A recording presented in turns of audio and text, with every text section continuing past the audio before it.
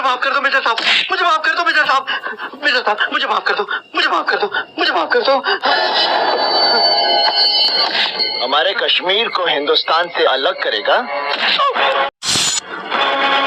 तुम्हारे मुल्क को तो बॉम्ब स्क्वाड बनाने पड़ते हैं, लेकिन हमारा हर फौजी अपनी हथेली पर तुम्हारी मौत लेकर घूमता है।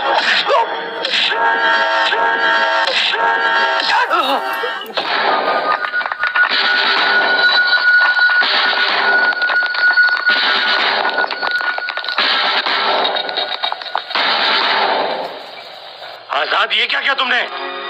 इसे मार डाला? दिमाग खराब हो गया है तुम्हारा? तुम्हें इसे पूछताछ करने के लिए कहा गया था।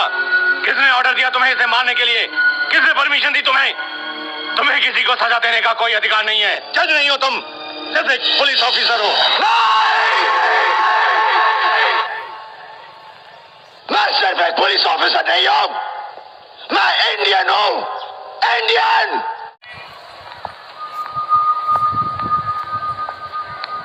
जब कोई माँ की इज्जत लूट रहा हो, तब बेटा बाप से परमिशन लेगा?